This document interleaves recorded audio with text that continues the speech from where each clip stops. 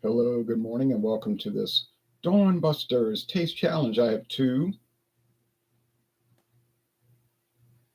80 proof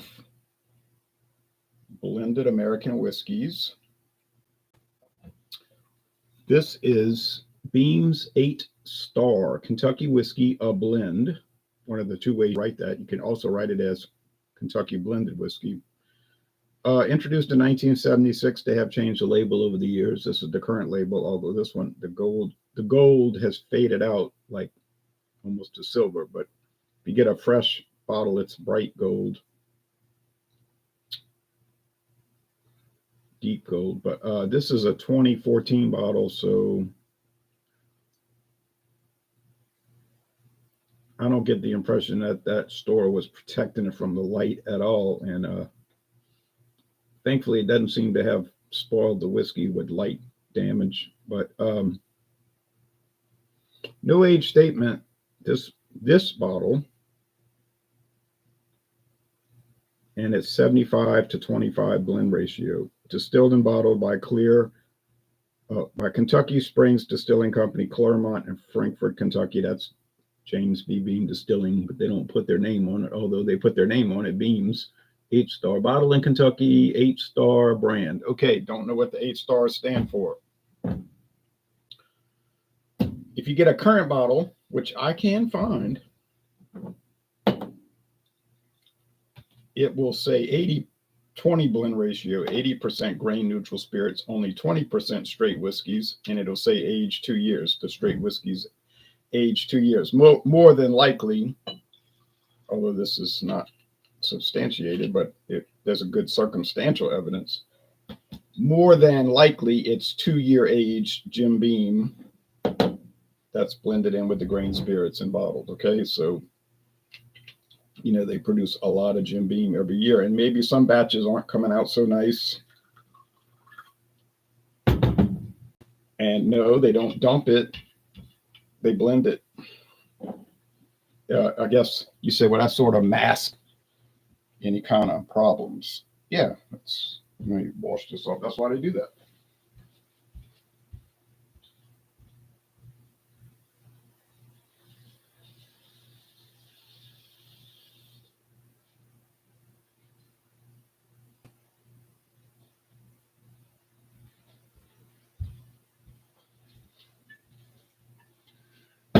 And these kind of products are not geared toward whiskey drinkers who are going to break it down, sniff it, taste it, evaluate it.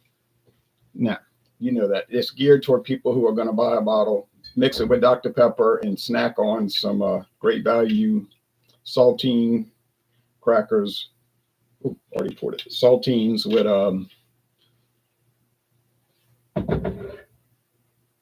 with great value luncheon meat while they're watching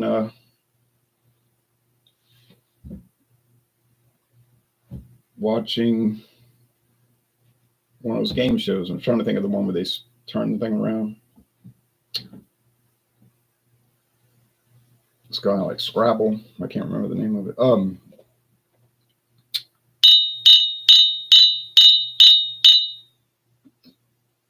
Now, American blended whiskey is allowed to have both caramel color and flavoring at it. It's not required to, but it's allowed to.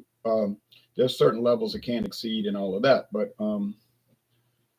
it can have no more than 80% grain neutral spirits. You say no more than that? Yeah, that's a lot, isn't it? But they are allowed to have up to that. If it goes above 80, then it's called a spirit whiskey, which is another class of whiskey. Oh, and I didn't show you, this is Texas 254. The label's wet because I just rinsed it off to get the smudges off the bottle. Texas 254 blended whiskey from Backwoods Craft Distillery in way out in sort of like the backwoods of Texas, off of an old state highway. Introduced in 2019, and it's called Texas 254 in honor of the 254 counties of Texas. As a comparison, Louisiana has 64 parishes. We don't have counties, we have parishes, but 64 is basically the same thing, though. And we have 64. Texas is much bigger than Louisiana, as we all know. Okay, Texas is bigger than most countries, probably. Um, Many countries, at least. So this one is very pale. Look at it. There's a little yellow to it. Now, could that be achieved from the 2-year aging of the straight whiskeys? Yes, I do believe so. The company does make straight bourbon, so no great mystery there of what they're blending in. Daylight is arriving, but I think Dawnbus is going to have to be closed out for the rest of this year because it's too dark at this time of day. If one should say, if one should use the term day at this time of night, I think I better just give up on it. Let me show you the website for Backwoods Craft Distillery. I paid, now that's a regular size bottle. I paid $19.99 for this handle at Broadway Liquors on Broadway Street in New Orleans. I don't know if that's a good price, but it is glass, not plastic, and that's what they were charging. Oh, a combination of great whiskey, craft action, nothing but a smooth taste and clean finish is what you will taste. A hint of oak and balance to perfection. They even have some Canadian products, which obviously they're simply sent to Texas and bottled there. And I've never seen any of these products. I have seen some of these backwoods moonshine things here and there. Never seen cane vodka. Look at that, more cane vodka. Well, what do you know? I saw some of that sugar cane vodka at a discount yesterday at a store, $9.99 for a handle. It was the Mexican sugar cane vodka called Badovska. This is 50 Stars vodka. That's probably a grain vodka. Then, yes, there's Texacraft straight whiskey. There's in the blend. Pinot Noir barrels, bourbon, pecan whiskey, black tea, straight rye. Haven't seen that. Vodka. Haven't seen it. Creme brulee, pecan pie. Now, these I see all the time. Sour pickle vodka. Spicy, that one's spicy. Yeah, I see those, well, really every day, in fact.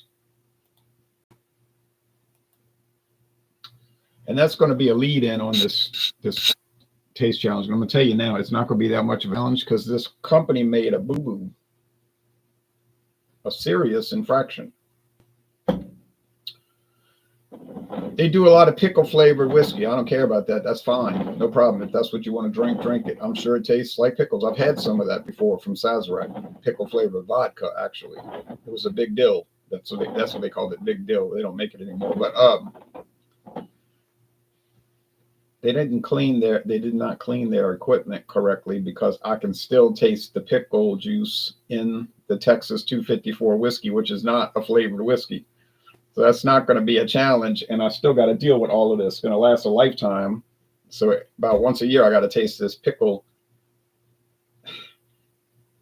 tasting whiskey, which is so bad. I could have, no, I wasn't going to bring it back. That guy would have said, no, I'm not even that worried about it. Now, if they're like Total Wine and More, they would take it back. Say like, well, we're going to send an email to the company, but they probably never would. They just dump it out, or somebody would take it home or something. I don't know. This smells like grain. Whatever this is, I'm not looking at the glasses though, because if I see the darker one, I'm going to know it's the beans. That smell like grain, just cereal grain, corn, rye, barley, wheat, just non-specific cereal grain. And so does this one. So aroma isn't an issue. On aroma, we got the same situation. Taste is where it's going to matter. I just glanced. I just looked and saw the darker, so that invalidated that. Well, so I know that the aroma is the same there, so I don't have to redo the aroma. Oh, by gosh, by golly. All right, let's go. Taste.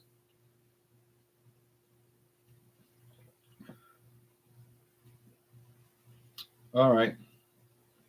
Corn flour, a little bit of oak barrel. Get that vanilla oak. Simple, light to medium body, dry finish. Yeah, so it's tastes like a regular old American blended whiskey.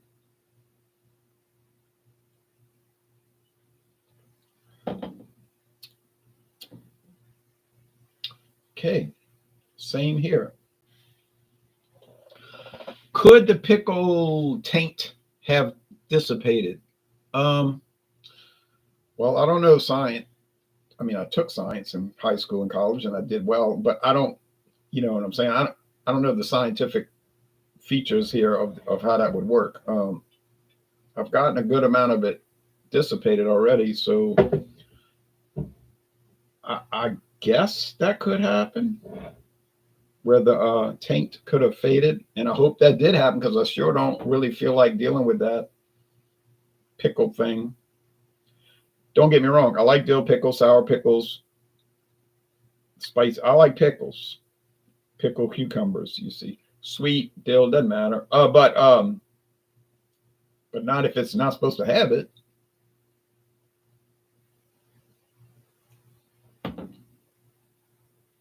Okay, not picking up any. This is very good. This is a good development, a very good development, but it's making the challenge difficult. Wait a minute. Wait a minute.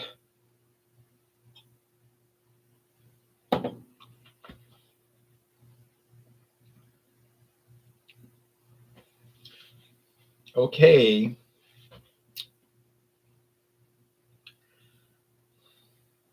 I think I'm picking it up now. I think I'm detecting it's very faint, and I hope it dies away, but I think I'm picking up that pickle flavor. Yep, there it is, super clear. You see how straw that is, how pale that is? That's it. And I can see the label. So just a little taint, but it's fading, thankfully. I think by 2 or 3 more times, it might go away. But now I could be totally wrong, might stay around, but I'm thinking it might go away, you see. Didn't take my vitamin C. Um, so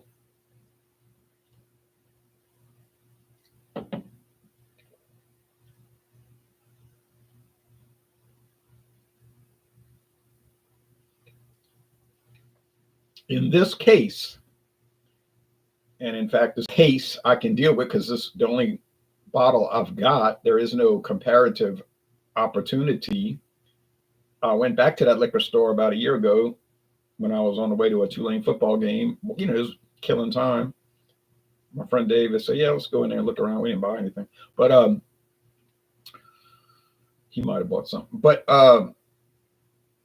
they didn't have it anymore. It was gone. So I guess it was one of those things. They brought it in, see if anybody would buy it. It moved real slow, and they didn't bring it back. I bought a bottle. I only saw one bottle. So they might have ordered a case, 6 bottles, because 6 of these come in a case. And who knows, it might have taken a long time to sell it, and they just decided they ain't never bringing that back. And that store is small. Okay, Broadway Liquors is small. It's just the size of a convenience store. They don't sell gasoline there. But they do sell a lot of convenience store items such as milk, juice, soft drinks, crackers, potato chips, Slim Jims, the kind of stuff college students would nibble on. And it's next to the university, Tulane University, so it makes sense. Liquor store, university. They know why they put it there. Okay, and it's close to a neighborhood, so a lot of people live there in the neighborhood that don't go to Tulane or anything. But a lot of the people that live around there are residents only for college, you know, fraternity houses and just boarding. They just rent a room, you know, to go to college. So, well, that's everywhere in America that has a university or college, right? They're going to have rooms to rent around there. And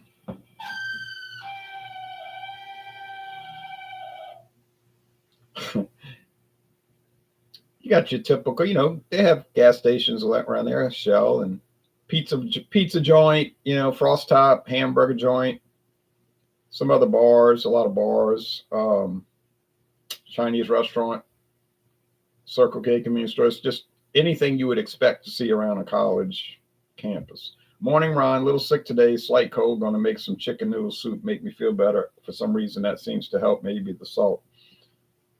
That was a witch. That was that refrigerator. Sometimes it squeals when it comes on, but it's still cooling after almost 2 years of that. Louisiana witch outside your door. No. So,